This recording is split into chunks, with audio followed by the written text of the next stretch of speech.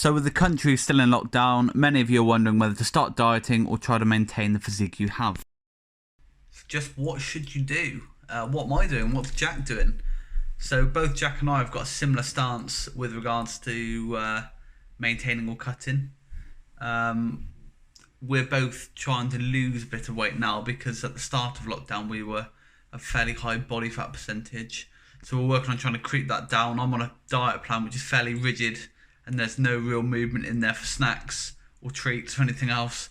So I'm sticking to that. Jack tells me he's on a diet plan and he's being good, but the proof will be in the pudding. We'll have to wait and see how Jack goes. Hopefully he can give us a physique update as to how he's getting along with it. So I'll share with you my diet plan now, just so you can have a look to see how I'm tracking things. So here's the Excel spreadsheet I've devised, and if you're one of these fiendish Excel fanatics, and I bet there are some of you out there, don't slate me for my Excel skills, alright? I was pretty chuffed to have made the table the way I have. So you can see here I've broken down 5 days of the week: Monday, Tuesday, Wednesday, and then Thursday, Friday below. And in the yellow box here is the figures. Really, it's a rough estimate based on 2,500 calories. It gives me an idea of what I need to be aiming for in terms of my macros and the rough protein, carbs and fat levels. So I have 30% of my calories from protein, 45 from carb and 25 from fats. So I don't think there's any great science into, you know, low carb, high fat, you know, the keto diet. Personally, I believe it's all based on really the caloric intake. You either need to move more and increase your energy expenditure, or you need to shovel less in and decrease your energy intake. So it's as simple as you tracking your calories, guys. If you're in a deficit, you will lose weight. If you're in a surplus, you will gain weight. Your body will adapt to that, so if you keep staying in a deficit, your body will just keep adjusting to that, and eventually you will plateau, where then you'll need to either increase your energy more or you'll need to drop your calories even further. So that's why you can see I've started on, say, 2260 calories, because I think I've been eating about 1,800, 2,000 for like the past couple of weeks, and it's just a bit low for me, particularly as a starting point. I don't want to plateau. So here I've got my shopping list, and I've cross-referred those items on my local Tesco. I've tried to do things as cost effective as I can do, which is why some of these foods look absolutely horrendous to some of you. But I'm used to dealing with these sorts of bro foods, particularly in my uni days when I was skint. I just used to eat the bare basics. So you can replace these beans here, if you didn't want to be a bean fanatic like me, with chicken or fish or something else. It's completely up to you guys. The important thing is make a diet plan that works for you. This one works for me. I'm not saying it works for everybody. Make sure it works for you, because that's the only way that you'll be consistent with it. I've got 4 meals.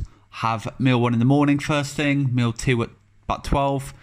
Meal 3, I try and get in about 4 o'clock with and then that leaves my last meal for around 7ish, which helps to really sort of fend off those late night cravings that you get.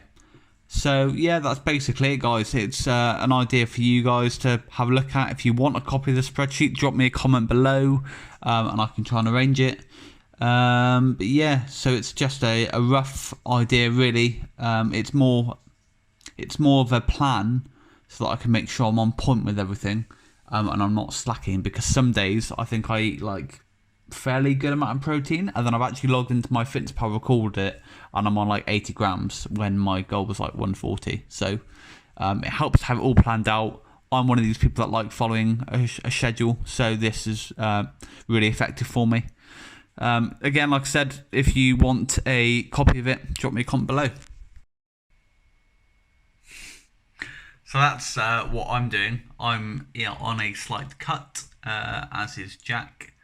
My advice to you guys is, depending on where you are, obviously, I would say if you're over 15% body fat, just go on a slight cut. If you're below 20, just go on a very slight cut, just try and lean out a little bit before the gym's open again, which hopefully is in about 6 weeks' time.